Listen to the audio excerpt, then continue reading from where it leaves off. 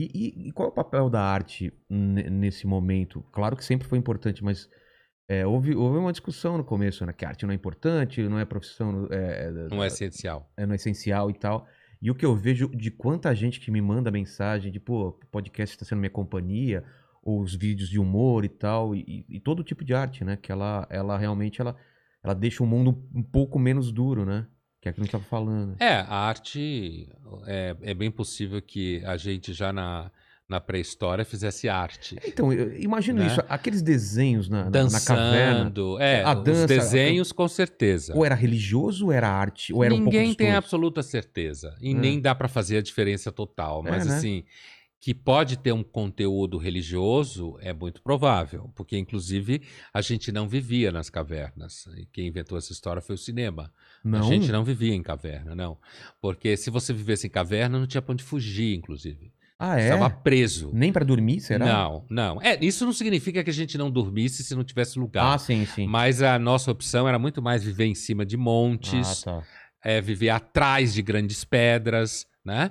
Ou um ambiente como tem em muitos lugares onde a gente tem achados pré-históricos, que não é propriamente uma caverna. Você tem uma cobertura Uma de pedra cobertura, natural, onde você fica, mas é completamente vazado. tá, você só Porque fica tinha uma questão de protegido. poder, mas tinha que ser alto, né? Ah, tá, pra Para você você ter uma poder visão ver do que privilegiada. está chegando. Entendi. Mas essas cavernas essas pinturas são em cavernas profundas, Totalmente né? escuro, né? Escuro, tipo assim, eu entrei para fazer isso, É, né?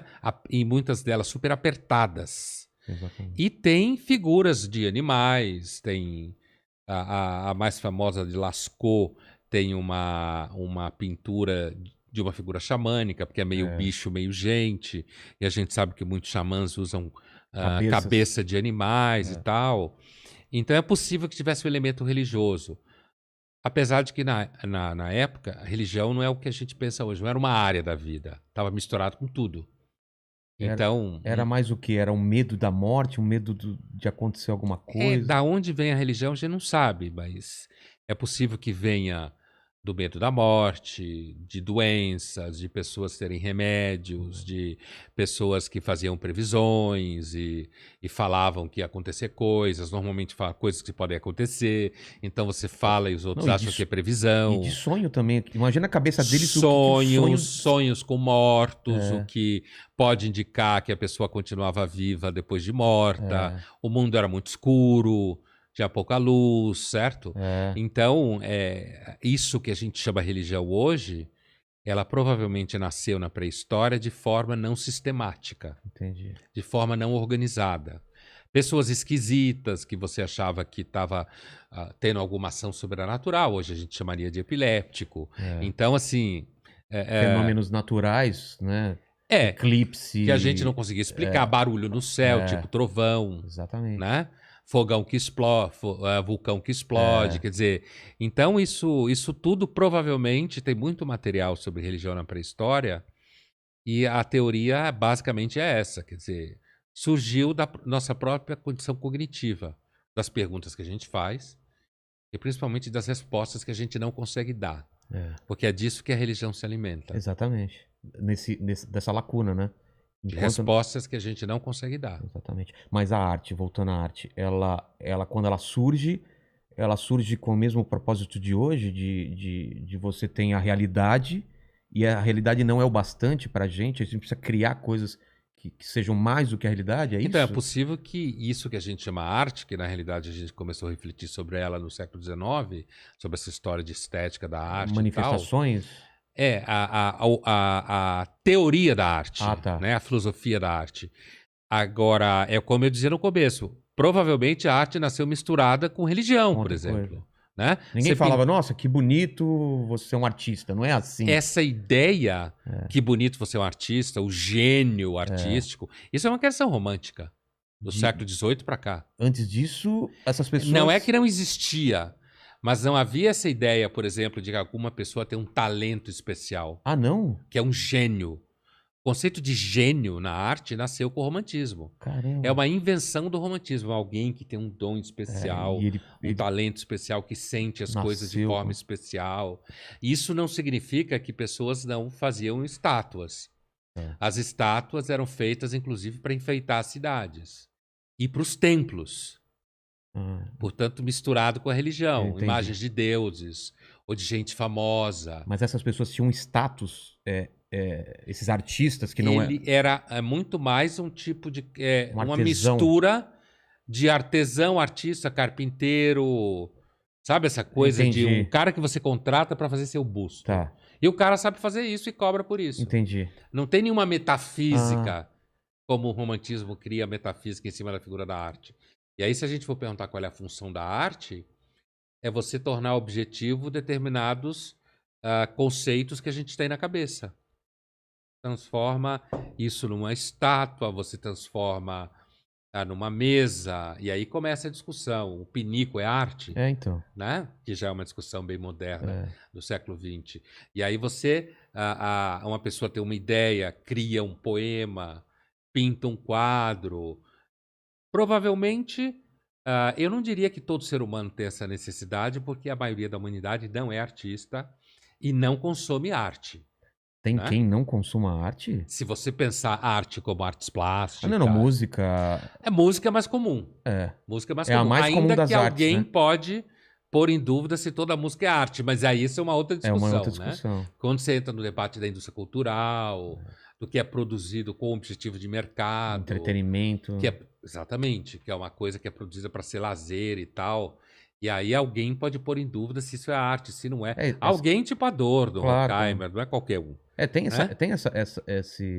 sempre essa discussão do se o entretenimento é arte, como se a arte não Sim. pudesse entreter também, Sim. né? Pode, mas a ideia desses críticos é se é feito para divertir, então não é arte. Entendi. Se tem um objetivo, que é ganhar dinheiro, aumentar público, aumentar faturamento. É mais ou menos a diferença de eu pintar um quadro, porque imagina, eu sou um artista plástico, que eu não sou nem um pouco, mas pintar um quadro, e de alguém que pinta um quadro para combinar com o sofá do cliente. Ah, tá.